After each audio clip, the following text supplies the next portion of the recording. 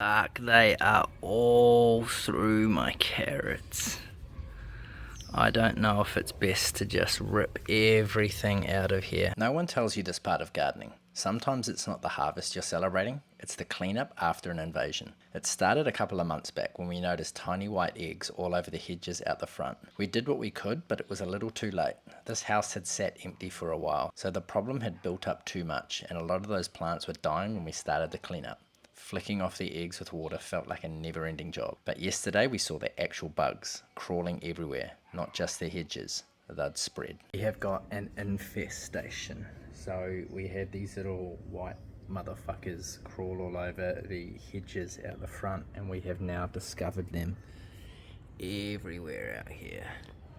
So these little guys here, and they leave little nests, they leave little eggs under all the flowers. So I am going to go through now and remove them from everything, but they are everywhere. And yeah, they killed a lot of the bushes out the front. They don't seem to be on all of these vegetables, but they are here on the lemon. So I'm going to go through and spray everything with I got some soap and vinegar and this guy here, so I'm going to go through and spray everything, and then I'm going to have to go through and pick them all off by hand. So yeah, perks of having a big garden now is dealing with all of these little things.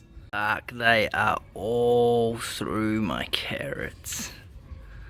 I don't know if it's best to just rip everything out of here, because there is obviously an infestation in this bush here. All of these others I can slowly get rid of, but fuck, some of these others that look all through there, these little critters. I think we're just gonna have to rip a whole lot of this shit out.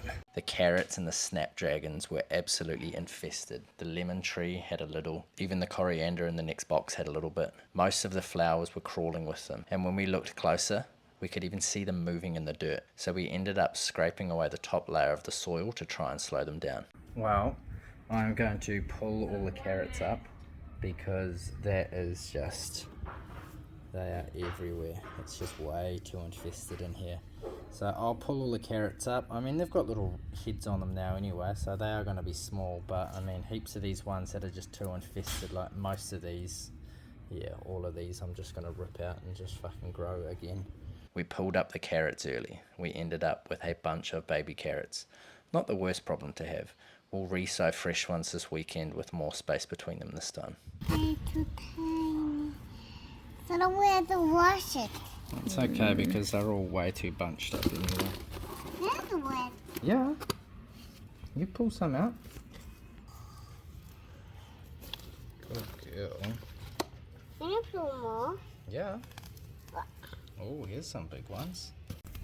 Oh, but look, Wow. these more big ones. Keep pulling them. Baby carrots are still pretty cool, I guess. Ooh. You got it. Good girl. But we have to take one. Most of the flowers, they had to go. We just ripped them out. We harvested the oregano and saved part of the plant so we can resow it later. The flowers we did pull, we didn't just throw them away. We've got them around the house now, and luckily we've kept all the seeds so we can start again. Honestly, it sucks pulling out so much at once, but it's also a reset. The carrots were too crowded anyway. Now we get the chance to replant with a little bit more space. Do it properly. That's the thing about gardening. Every failure makes the next round better. You learn, you adjust, you start again. So yeah, this wasn't about showing off a big harvest. It was about seeing the garden get knocked back and deciding to rebuild. And that's the real story of growing with nothing. Wins, losses, lessons. We'll be back next week with new seedlings in the ground. This is Grow With Nothing.